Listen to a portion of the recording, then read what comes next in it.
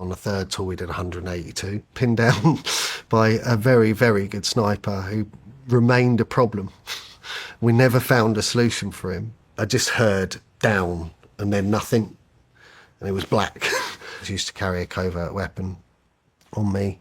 I also used to carry 2 Glocks because as you're going into meetings, it's a level of trust. Do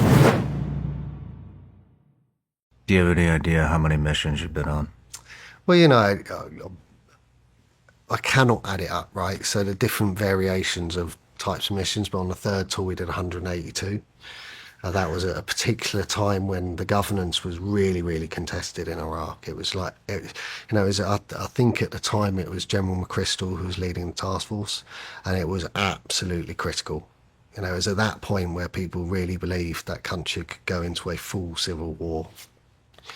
There were bombs getting driven into markets that were killing hundreds at the time.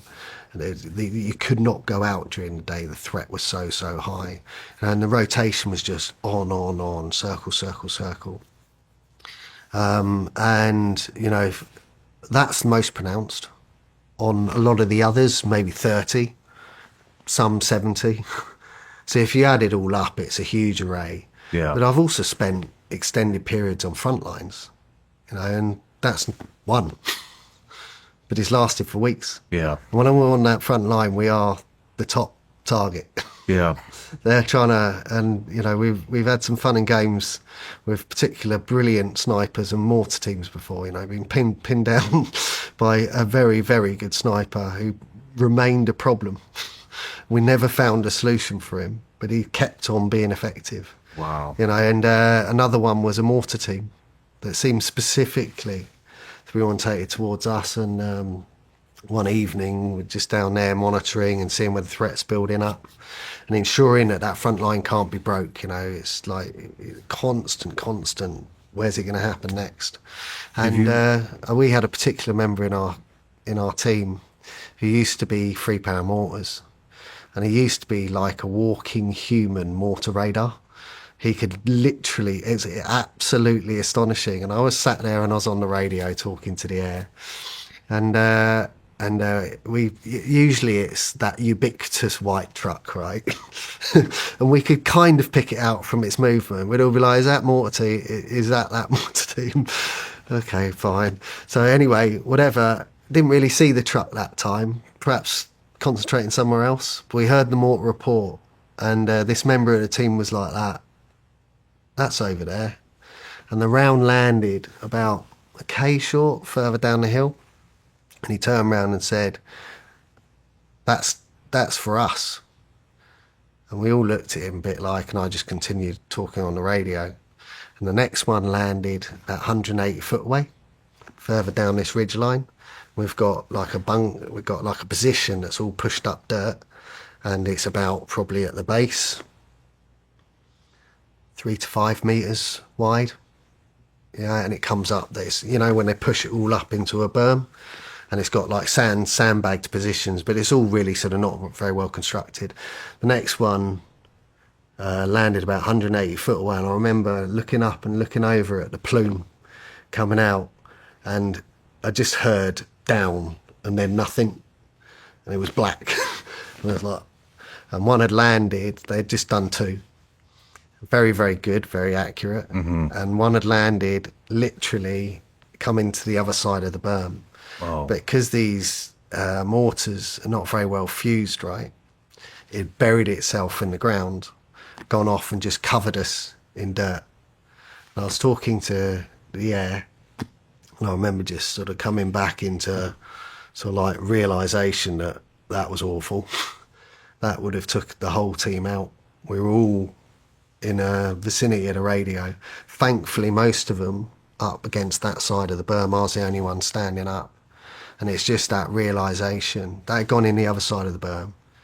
The fusing's really bad in it. That's really what saved us.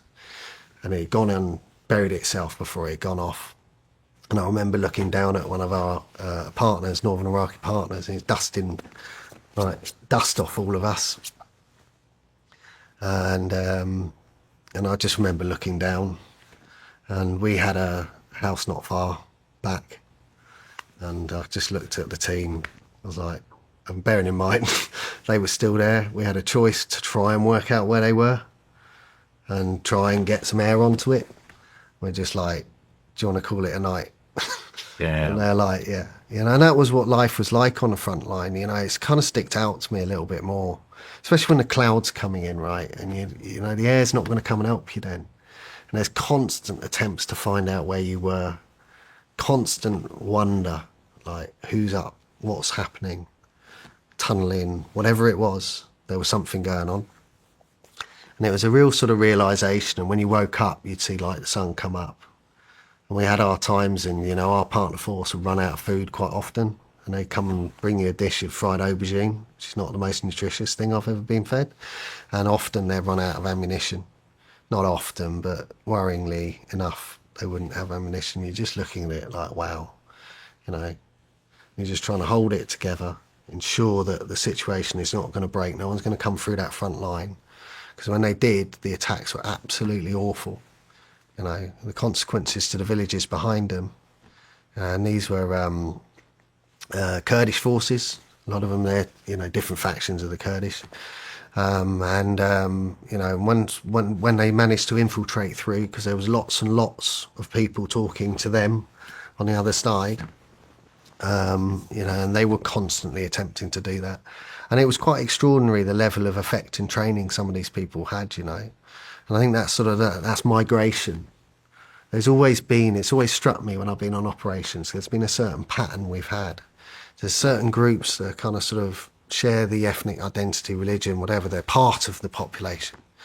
And then you've got this element of foreign fighters that come in, and they're either full of fervour, but they've got no baseline support, or they're extremely well trained. And I've always detected the level of state help that these groups have got. So whilst you're operating against known terrorist organisations, they're prescribed organisations, they're recognised.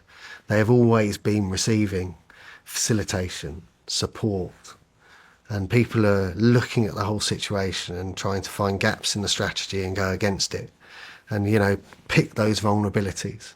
And it's not these people you're facing that necessarily the people that are orchestrating all the finance and all the facilitation that gives them the ability to operate in the way they do.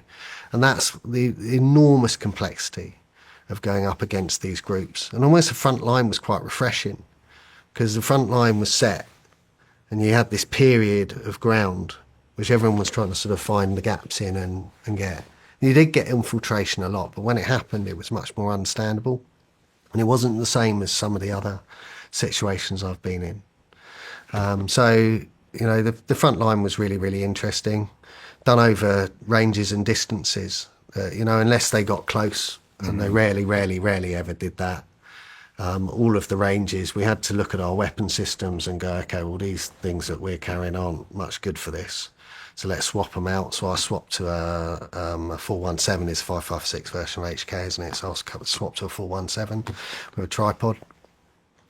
And so you saw different choices getting made, but we were sleeping outside on the front line a lot of the time, very, very exposed. But it was, quite an interesting period of operations for me.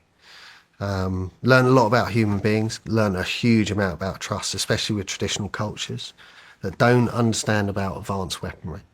And when one fails and you get finlock, and trying to explain that, they're just saying, can you make sure it doesn't come near us? And you're like, look, this is not how you think it. And understanding about how you deal with people as well. I always used to carry a covert weapon on me. I also used to carry 2 Glocks, because as you're going into meetings, it's a level of trust. A lot of them have very, very traditional cultures, but you can never be 100% sure that you knew who everyone was or what you had. So I'd make a very visible display of putting that weapon down on the table and talking, but I'd always have something on me. And thankfully, I've nearly been caught out once, really badly, and that was not trusting my instinct.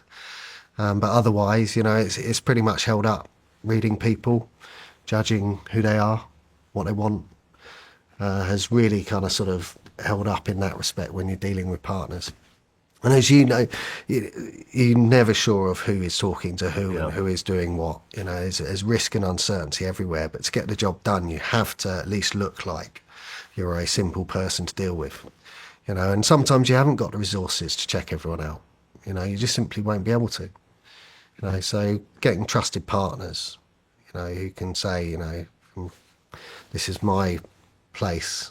You know, people who are fixers, translators, people who are able to say to you, look, this doesn't fit, are just invaluable. Yeah. No matter where you're watching Sean Ryan Show from, if you get anything out of this, please like, comment, subscribe, and most importantly, share this everywhere you possibly can. And if you're feeling extra generous, please leave us a review on Apple and Spotify podcasts.